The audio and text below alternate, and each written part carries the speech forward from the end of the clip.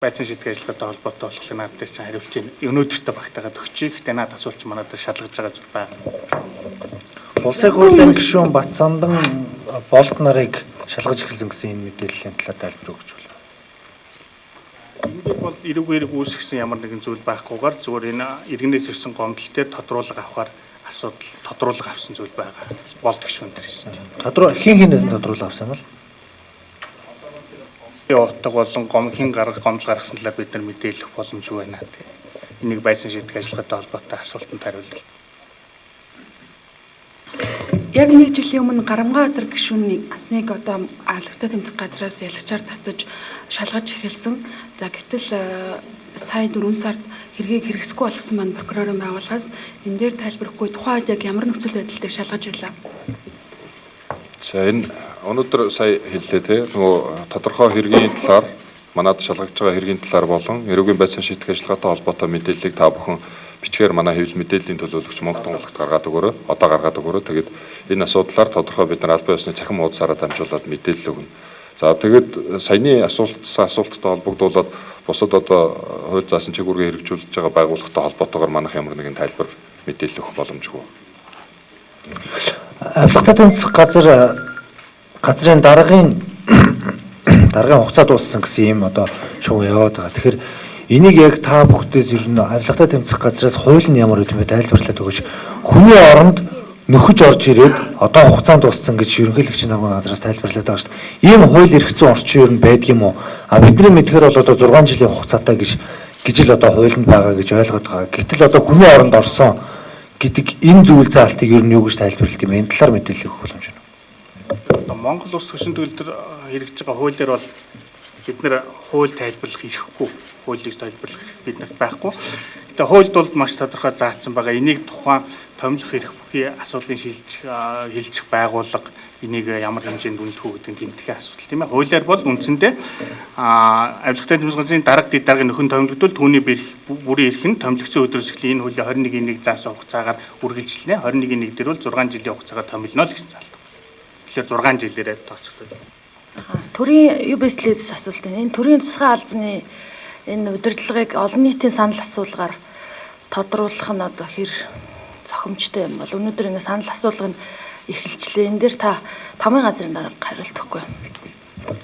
За яг энэ дээр бол бидний зүгээс бол тодруулах тайлбар өгөх боломж байхгүй. Гэхдээ тухайн хуулийн дээр санал болгох процедур нь ямар хэмжээнд явах хуулийн дээр заасан бол тэр процедурын дагуу явсан тохиолдол тухайн санал одоо өргөн барьсан асуудал одоо эрх зүйн чадамжтай ч гэдэг ийм асуудал байх бах. Тэгээд энэ санал асуудлын дүнгийн дагаа гарсан одоо үр дүнг гэдэг юм уу тэрийг хилцэх асуудал нь их хурл байгаа болохоор тэндээс л асуудал шийдэл.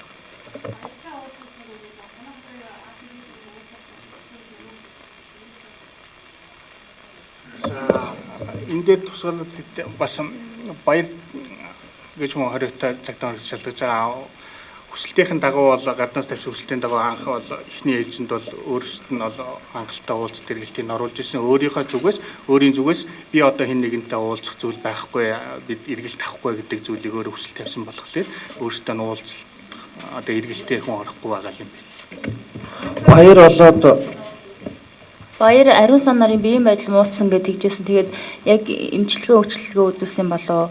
За дээрэс нь оюутлогын төсөлтэй холбоотой энэ шалгагдаж байгаа хүмүүс яг өнгөрсөн хугацаанд яг 1 сарын хугацаанд хичнээн удаа мэдүүлэг авсан бол эх 7 хоногт бол сангийн сайд асан баяр цогтын яг 1 сараар ялдагдах хугацаанд дууссан юм билээ. Тэгэхээр энэ хугацаанд хэргийг ер нь хэр шалгасан бол хэргийн шалгалт ямар байгаа бол юунаас шүүгэн шийдвэр гүйцэтгэх ерөнхий газраас болохоор биеийн байдлын талаар тодруулахад шалгаж байгаа байгууллага нь өөрсдөө өгөх ийм хууль эрх зүйн орчинтой болсон. Манайхаас ямар нэгэн мэдээлэл өгөхгүй гэж хэлсэн. Тэгэхээр танаа дээр яг биеийн байдал үнэхээр муу байгаа мó ямар хон нөхцөл байдалтай байгаа эмчийн дүгнэлт нь ер нь ямар байгаа юм бэ? Энэ талаар мэдээлэл өгөөч. Цагдаа орхисон хүний биеийн байдлын асуудлыг бол тухайн эмнэлгийн магадлалгаар тогтоогод яг тэ цагдаа орхих байранд хоригдож байгаа хүний эрүүл мэндийн байдал төр шүүгэн шийдвэр гүйцэтгэх байгууллага бол хяналт тавиад ажилладаг. Бид бол тэр хоригдож байгаа хүмүүсийнхээ биеийн эрүүл мэндийн байдлын талаар тодорхой мэдээллүүдийг цаг тухайд нь аваад ажилтгаа. Энэ дагуу л ажиллаж байгаа. Гэхдээ яг одоо биеийн тийм байдалтай болсон байна, эрүүл мэндийн тийм байна гэдэг байдлаар одоо бол биднэрт мэдээлэл байхгүй. Тэрийг яг тэр шүүгэн шийдвэр гүйцэтгэх газраас тодруулж байгаа. Гуйцэн сайд нэмд оржийг шалгаж байгаа асуудал байгаа юу? Илээ тодорхойлмоор байна. Бас зам тээврийн сайд асан ганцгүй асуудал одоо яг ямар хатантай явж байгаа вэ? Эсвэл одоо хэрэгсгүй болсон юм. Хэрэгтэй холбогдуулаад асууж байгаа асуултуудыг манай хэвлэлийн төлөөлөгч тандаад тавиарай тий. Тэгээ энийг албан ёсоор бид нар цахим уудсандаа байршуулад өнөөдөр одоо шууд хурал тармангууд энэ асуудлыг тодорхой хэмжээнд прокурорын зөвшөөрсөн хэмжээнд нь хариултыг өгнө. Сая бас асууж энэ тэр хэргийн шалгалт өнгөрсөн сарын хугацаанд ямар явагдсан бэ? Хэрэг шалгах ажиллагаанууд өмнө нь мэдээлэлцэн хэрэгүүдтэй холбогдуулаад шалгах ажиллагаанууд хуулийн хүрээнд прокурорын хяналтанд ор явагдаж байгаа. За хэргийн явц байдлын талаар бол бид нар прокурорын зөвшөөрсөн хэмжээнд л мэдээлэх боломжтой. Тэгэхээр энэ асуудлыг та бүхэн бичгээр гаргаад өгөх юм бол манайх энэ дээр тодорхой хариултуудыг хуулийн хүрээнд нь өгөх болно. 25 дугаар сүлжээний зүйлс.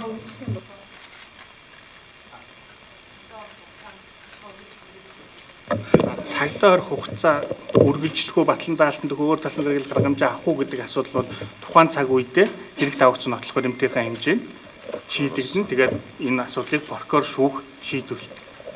Биеийн байдал таараа байгаа гэсэн мэдээлэл гараад байгаа хүмүүс төр ямар нэгэн байдлаар эмнэлэг твтэх гэсэн юм аа, эрүүл мэндийн шалтгаантай гэдэг юм уу, батлан даалтанд гарах гэсэн юм аа гэсэн энэ хүсэлт авилгатай тэмцэх газарт ирээгүй гэж ойлгоо.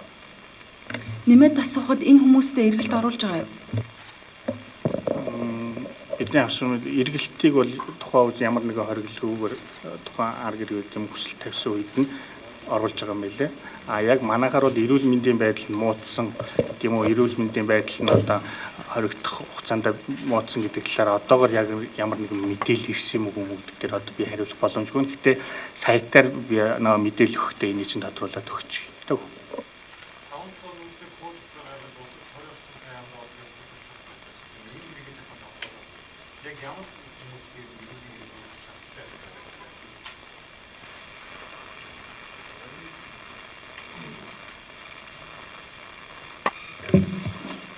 Энэ бол олон нийтийн хэвлэл мэдээллийн хэрэгслээр гарсан.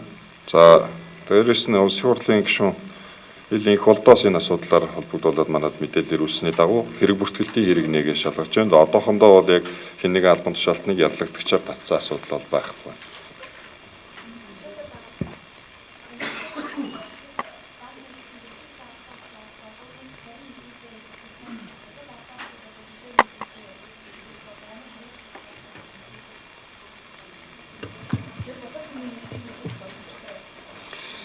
$49 гэдэг тоо бид хэлээгүй. $49 гэдэг тоо бол анх Panama Papers задлсан Монгол улсын 49 иргэнтэй холбоотой.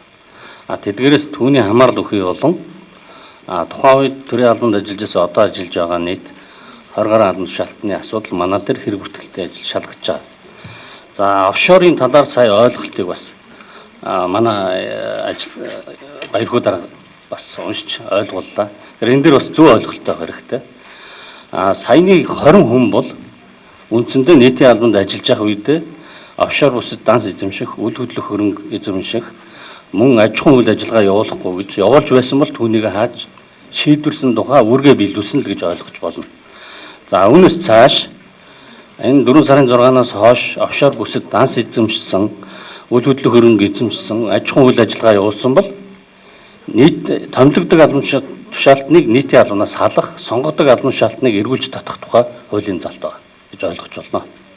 За харин энэ дээр нэмж хэлэхэд тухайн үүрэг биелүүлсэн албан тушаалтнууд биш, тухайн үүргээ биелүүлээгүй. Офшор бус данс эзэмшиж байгаа, офшор тухайн 49 бүс нутагт офшор бүс аж ахуйн үйл ажиллагаа явуулж байгаа албан тушаалтан байвал бид нартай мэдээлэл хуваалцаж хамтарч ажиллаж болно гэж ойлгож байна.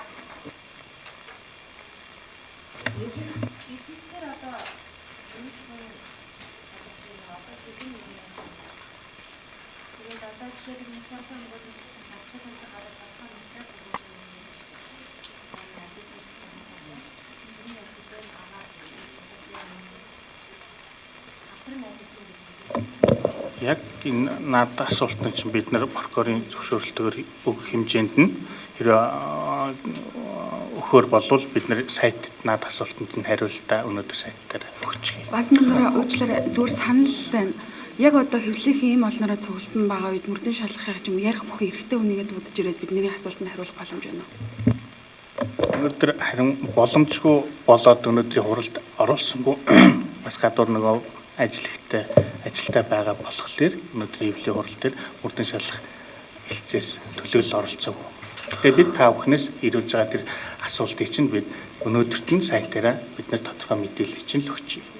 Хөрөнгө орлогын мэдүүлэгтэй холбоотой яг ингээ хараад үзэхэр одоо энгийн үнэнүүдээр харахад хардмаар ийм олон зүйлс байсан л та. Тэгэхээр энэ дээр яг одоо хөрөнгө орлогын мэдүүлэгтэй холбоотой үндэслэлгүй хөрөнгөцсөн байна гэдэг үндслээр хүн шалгаж байгаа гэдэг юм уу? Ийм одоо асуудлууд ер нь ихэлсэн байгаа болоо энэ тал дээр мэдээлэл өгч. За хөрөнгө орлогын мэдүүлгийг бид нар нийт албан шалтнуудыг нийтэд ил тавьж байгаа сайтаараа дамжуулаад. Тэгэхээр энд бол жилд бид нар дунджаар 500 орчим хөрөнгө орлогын мэдүүлэг шалгадаг гэж урд нь тайлбарлаж байсан. Тэгэхээр нийт ард иргэдээс эдгээр нийтийн албан шалтнууд донд үндэслэгүй хөрөнгөцсөн байж болзошгүй албан шалтнуудыг хүсэл гаргаад тухайн хөрөнгөтөнд харьцуулт хийгээд манад хандж болно. Гэхдээ одоо энэ 2017 оны байдлаар хөрөнгө орлогын мэдүүлгийг хураангуй байдлаар гаргасан гэж харах хэрэгтэй. Үүнийг шалгаж тогтоохын тулд урд онуудын хөрөнгө орлогын мэдүүлэгтэй харьцуулж тэдгээрийн орлого нь их усүр нь үндэслэлтэй байна уу гэдгийг шалгаж тогтоож иж үндэслэлгүй хөрөнгөцсөн хэсгийг нь бол тогтоох шалгадаг. Одоо шалгаж байгаа хүн бол байхгүй гэж ойлгох юм. Ер нь одоо энэ шалгалтын ажил хэдэн хүн шалгаж байгаа гэж болно. Хэдэн хүнийг шалгаж байгаа юм бол? Одоо жишээлбэл би ингэж л хэлэх гээд байна л да. Хөрөнгө орлогын мэдүүлэгтэй холбоотой анхаарал татгаар с ิจ бүхий одоо ийм баримт материал хүмүүс дээр шалгалтын ажиллагаа хийгдэж байгаа юу, хэрэг үртгэлийн ажил гэдэг юм уу нээж байгаа нээсэн үү гэж л асуугаад байгаа юм л да. Нээсэн бол хэдэн хүнд нээсэн байгаа вэ гэж. Хөрөнгө орлогын мэдүүлэг нь илт үндэслэлгүй хөрөнгөцсөн үндэслэлтэй байвал бид нар мөрдөн шалгах хэлцэж шилжүүлж шалгуулдаг. Тийм шалгаж байгаа хэрэг байгаа. Одоогоор 2 хэрэг авч байгаа. Яг ганц асуулт энэ албатай тэмцэх газар өнгөрсөн хугацаанд ер нь бие даасан байгууллага болоод 10 гаруй жил боллоо шүү дээ 11 дэх жил рүү болж байна үгүй. Хэрэг шалгалаа, хэрэг нь яг ингэж шийдвэрлэгдлээ гэдэг үр дүн ерөн тун байгаа гэсэн юм шүүмжлэл олон нийтэд байгаад байна л да. Жишээлбэл шалгаж тэр хүнийг олон жил шалгачаад эцэстээ энэ хэрэгт холбогдлогүйгээд нэр төртэй ажлын салгардуулдаг ийм зүйл яриад болоод идэг. Ер нь өнгөрсөн хугацаанд хэрэгнүүд яаж шийдэгдэхэд юу нөлөөсөн бэ? Прокурор дээр очиод гацчдаг. Прокурор буруутай мэд тайлбарыг албатай тэмцэх газар өгдөгөө гэд бас нэг шүүмжлэл байгаад байна л да. Ер нь албатай тэмцээгээ томоохон хэрэгүүдтэй дөрвтэй шийдэл гарч чадахгүй удаад байна. За авилгатай тэмцэх газар дээр шалгаж байгаа хэрэгүүд өөрөө эдийн засгийн авилга албан тушаалын гэмтэргүүд байдаг болохоор бас нэг богино хугацаанд шийдвэрлэгдэх боломж бас зарим үедээ таарав байдаг. Ягаад гэвэл эдийн засгийн шинжилгээ хийгээс эхлүүлээд гэдэг юм бол шалгах цар хүрээнээс эхлүүлээд бас богино хугацаанд шийдвэрлэх боломж бас хомс байдаг. Гэхдээ бид аль болох богино хугацаанд хэргийг шийдвэрлэхийн төлөө ажиллаж ирсэн тэр хэмжээнд ажиллаж байгаа. Тодорхой зарим хэрэгүүд дээр одоо яаж шийдэгсэн тодорхойгүй байна ч гэдэг юм уу ийм асуудлууд байдаг.